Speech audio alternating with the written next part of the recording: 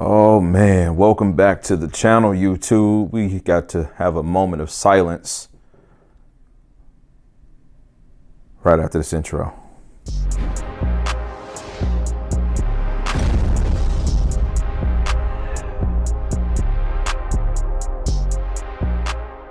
Welcome back to the channel. Thank you for leaving the like, subscribing, all of that jazz, the ways that you can support me. I'm so grateful, man. Today we're going to be actually, just vlogging a little bit. I am saying goodbye to my EF9500. This is the first 4K with HDMI, HDR OLED, okay?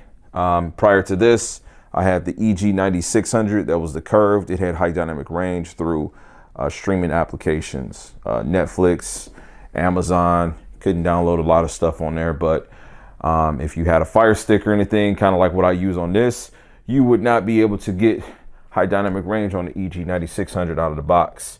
It was kind of around when HDR was getting popping off. But yeah, this TV has been great to me, man. I am in my bedroom and I have a lot of natural light that comes in. I've recently just acquired some blackouts, if you will. Those are thicker curtains. They're not technically blackout, but they are thicker. And this TV, it's been great for me, man. This is one of the things that I will tell you I love. I've had this TV since when it came out. You can look up the release date, but it's time to say goodbye. It's time for this thing to go where the S95B, which was the Samsung that came out the same year. They're going to sit in the garage and just collect a little bit of dust. Some of the things I hated about this TV was absolutely that it had a proprietary wall mount. I don't even have the wall mount. I wish I still did. I might have to actually do some research for it because, if this is really a collector's piece for me. I do really love this type of technology. And this TV is still amazing. Like if you can get this thing in a real nice dark room, just having this 65-inch as a secondary is great. I've been using it to watch Plex. Like I said, I use the Amazon Fire Stick, and although the Fire Stick 4K Max has Dolby Vision, this TV does not. This TV still does a very good job of upscaling 4K 1080p content to 4K, and it does do really well with native 4K content. It is only 60 hertz, so gaming was definitely not a great thing on this TV because the input latency was ridiculous. Like it was so bad. And I actually didn't like this TV a lot at first because the JS9500 from Samsung, its flagship LED was just so sensational. So forgive the babbling, but talking points of this is just out of respect. This was an amazing piece of technology. I did, like I said, bought the EG9600 and it was cool because it was curved. Was kind of following the IMAX and the Samsung wave, but this TV was the TV to have. This TV was $7,000 US in 2015. Yes, $7,000 is what this TV cost, which brings me to an interesting point when people are complaining about costs for like Sony televisions. No, it's not that bad. This was 7 racks and there was no alternate options. There was no gallery. There was no, this was the gallery. It was this or that was it, right? But let me show you guys what we're going to be going to. My house is an absolute mess. I've got multiple slides that I own around here and controllers and a bunch of TVs. This is supposed to be my dining room, so this is just kind of like a day in the life of what it looks like to live with TKK. I am a tech influencer, and yeah, so right now I'm in the process of getting my home conditioned and back in order because it's been a crazy last few weeks with the drops of these TVs. So this right here is the C9, right? We've done a couple of videos on it. We compared it to the LG C2 yesterday. You got that video, so it's still in its orientation. And then prior to that, we had put it up against the S95B, in which you guys got to see that the day prior. This exact stand, which is a pretty nice stand for me because although I do own the base of this TV, I don't want to have to set it on a stand. This piece of furniture with this TV can just go up into my bedroom. The C9 is an amazing TV and I am so happy to own this TV. So this is going to carry me into the next couple of years as a bedroom TV.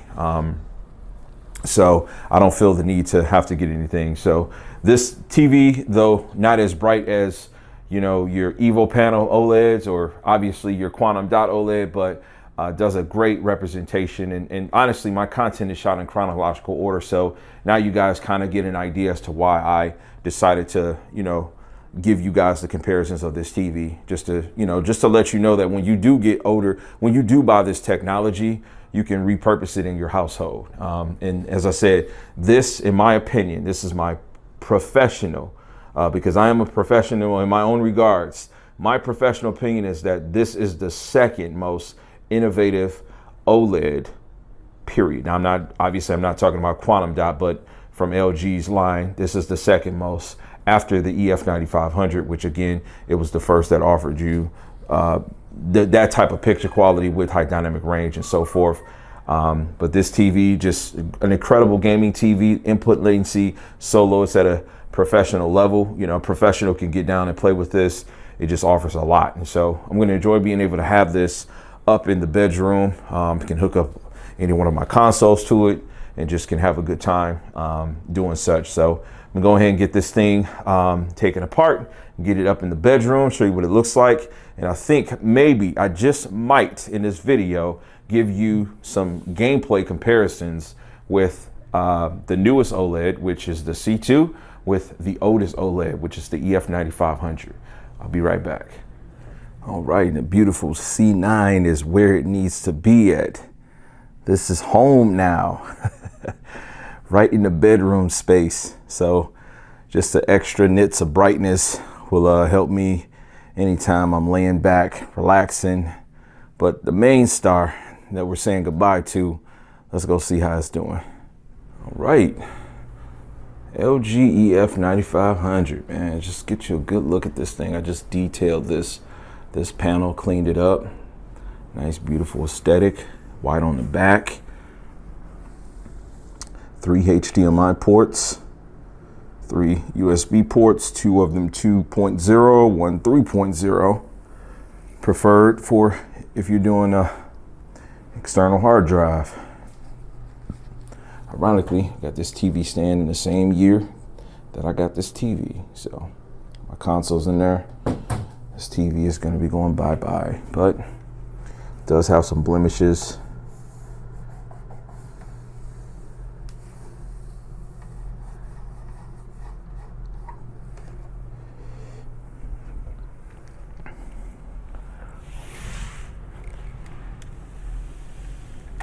Turn you guys to the side. EF9500.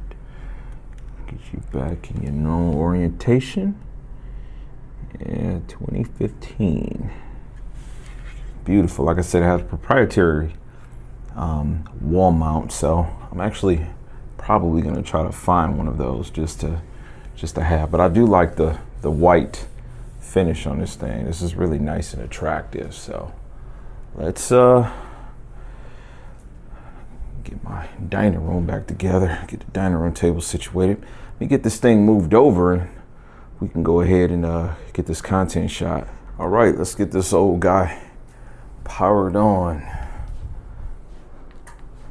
I do use Amazon Fire Stick 4Ks on all of my TVs. I'm not a fan of WebOS, Tizen, or the Android TV platform.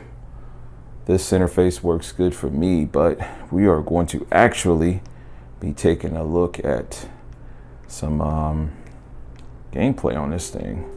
All right, so let's get into the grand scheme of things. We're gonna take one last in-depth look into the EF9500. I've only featured this on the channel prior to when I talked about last year getting to see what it was like to have an OLED for 6 years.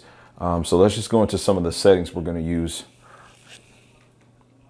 So immediately when you go to picture, we've got the game user setting there. Like many OLEDs, we want to go down to advanced, and we're going to modify my picture to my likings here. I already have this thing set for game mode. Just to show you though what we have turned on. I pretty much turned everything on. So OLED lights 100, contrast is at 100, brightness is at 50, Sharpness is at 20. Color is at 60. The max is 100. So same setting exactly. It's going to be on the LG C2 OLED. We go down to advanced controls. This is going to get us the dynamic contrast option. The problem with this TV is that it couldn't get really bright. So we click to this option. We can turn it off and we turn it on. See if I can brighten this up. There we go. So there's high, there's off. Believe it or not, when you turn it off, this color becomes more natural and organic, but for the sake of this video, I'm going to have it turned up. We're turning everything up. Another option that's going to be in here, they have a color extension engine. You know, this is something I'm not going to mess with with the older model. I do have this super resolution turned high for the sake of the video. As I said in the previous video, when recording this, my test, I just like the way that it brings the image to life a little bit more. So you won't be able to tell any difference from me turning to here because it's just text, but the camera picks up better detail when there's actual game animations and things like that going. So I have the same exact settings that I had in the 2 previous videos in which I did a comparison with the C2. So pretty much mirrored these with these LG TVs. Their settings, their menus are very, very similar. And so it's easy for me to be able to put an apples to apples in terms of how I have this set. So let me move the orientation of the camera and then we'll go ahead and get the C2 turned on so we can start from here. Okay, and now we have both televisions turned on. So let me just tell you something that I've immediately noticed with these TV sets, with the EF9500, obviously putting it in a very bad place to be comparing it to its new replacement. So when I was just in a previous clip adjusting the peak brightness on the EF9500, which is on the right, as you turn it all the way up, which I have it activated, this yellow looks more like a highlighter yellow, okay? And when you turn that peak brightness down, then it starts to look more natural, right? So one of the issues that I always had with this TV, which made me enjoy the Samsung JS9500 in the same year more, was because the Samsung, with the brightness it had, it retained that organic color. This particular model of OLED, you couldn't have that peak brightness right from the panel and retain those original colors. So I would have to dim the TV in order for it to give me more of the organic color. It's not something you're probably going to be able to pick up here, but I do have the peak brightness turned on here with the C2. However, I do have that orange yellow mix that's there. You only get that with this TV when you turn the peak brightness down, which again puts you in a position where you're compromising with this TV back in 2015. You get this thing calibrated. It's not good for games. It's not great for games because the input latency was so bad. That was number one. Number two, you couldn't get an authentic looking color if you turned the brightness up to be able to enjoy that contrast, the bright highlights, things of that sort. This is giving me everything that I need to get. So this is really good detail. This PlayStation, this orange right here is like orange yellow. This is like an orange yellow. That's how that actually looks. It looks like a yield sign, right? This doesn't. It looks like a banana peel, like a fresh, ripe banana peel. As soon as it goes from green, I used this reference yesterday. That's exactly how that looks. So just to kind of give you that first hand-to-hand, in-person comparison, right? All right, we're going to go ahead and proceed.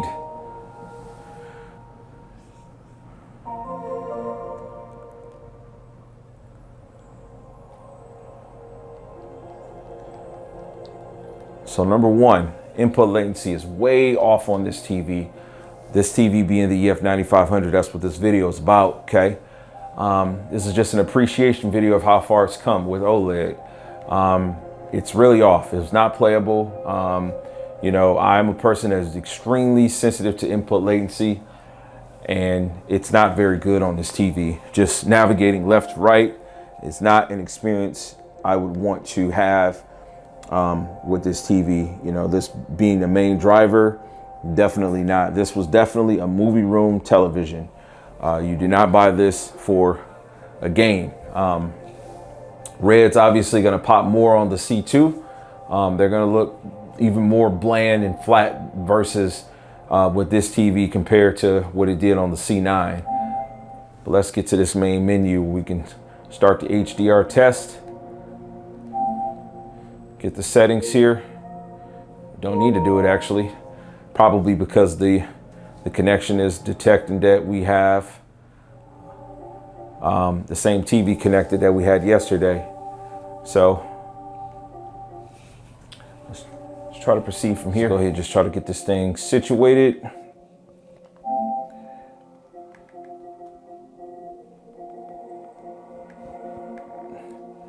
Man, it's just that bright white isn't there. Damn. Yeah, it's just not there, man.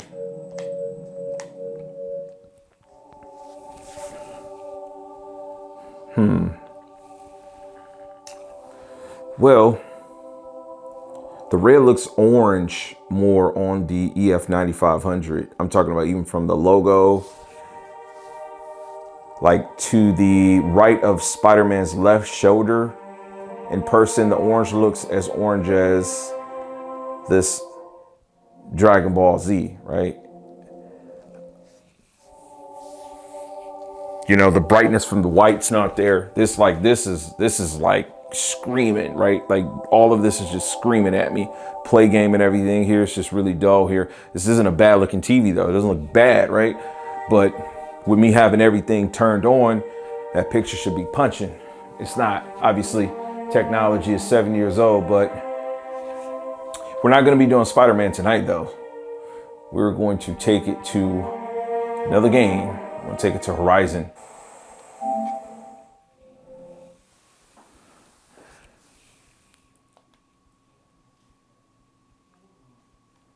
Dang, man, it's just, it's almost like the EF9500 looks like I have like a warm setting on it, which I do not. I absolutely do not have anything on it.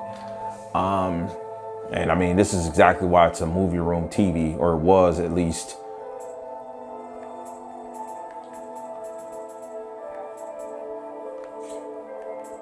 Let's just go ahead and go through the sequence of this game starting up. I did this in a comparison with the S95B and the C2, right? Let's do it with these two TVs. I'm gonna let this rock without me talking much, okay? Just take a look at it.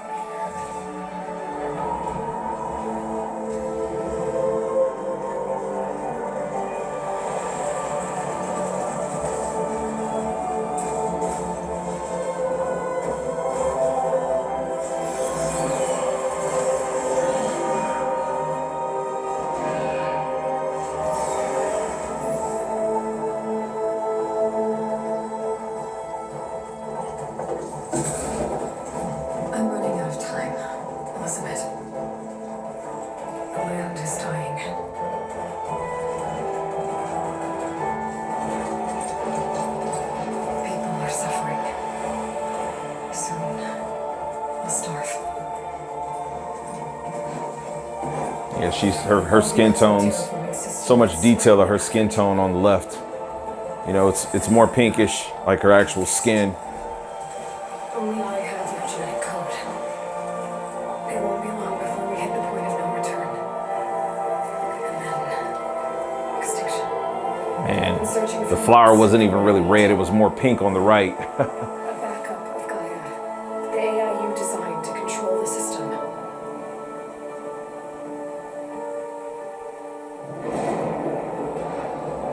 But every time I think I have a lead, it comes to nothing.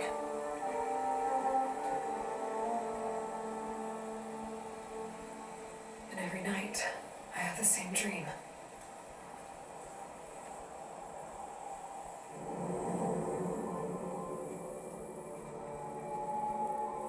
Yeah, some black areas are crushed completely on this EF9500. A field of flowers. And when I arrive at the center, I see you, Elizabeth. Waiting for me. Even though you've been dead for 1,000 years. That ray of light just kick it in on that C2.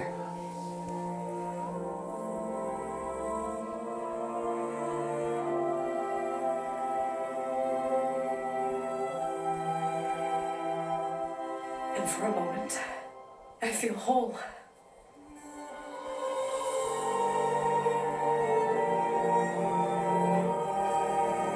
But it never lasts.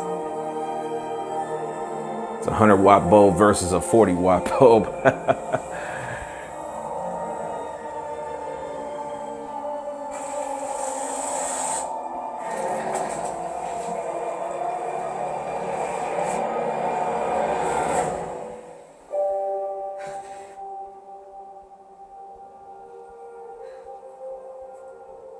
I'm always left alone.